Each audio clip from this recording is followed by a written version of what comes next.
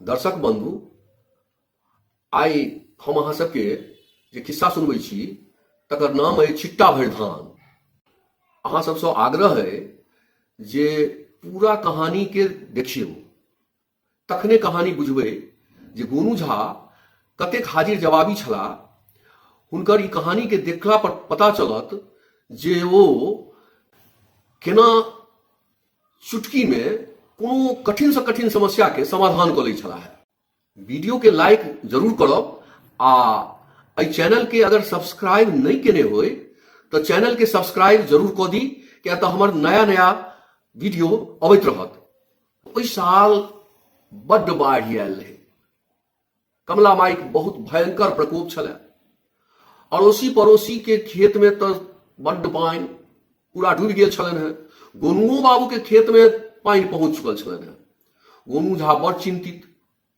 ओ गेला कमला नदी के कात में ठाढ़ भऽ कऽ कहलखिन, हे कमला माय, हे कमला माय, अहाँ ई अपन भावट समटू, आ जँ पानि कम भऽ जायत तो हम 108टा जीव के बलि चढ़ायब।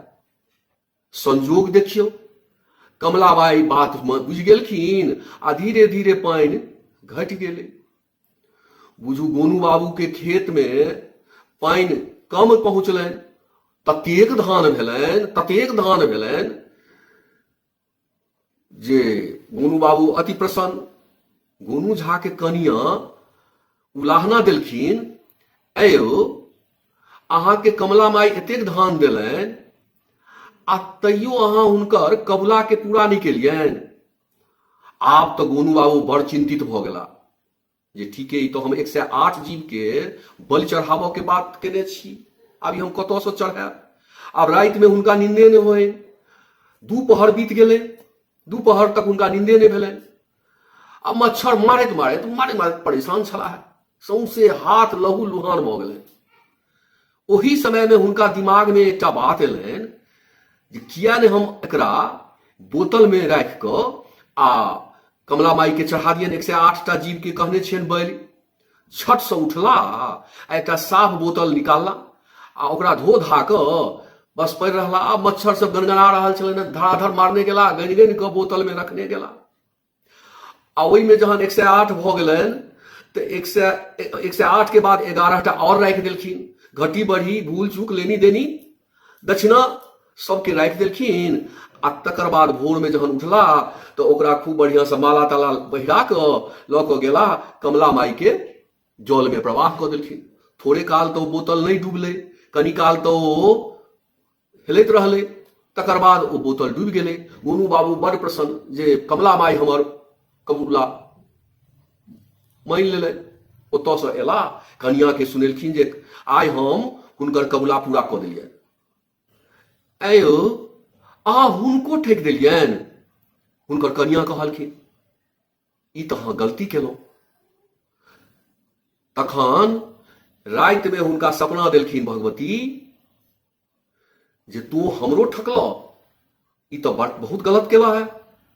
तोरा छिट्टा भरि से बेसी धान नहीं हेतौ। तो केला है ने, हमरा संग छल, तोरा छिट्टा भरि से बेसी धान नहीं हेतौ। आब तो गोनू बाबू पड़ि गेला फेर में। आब की करता? कहलखिन ठीक छै।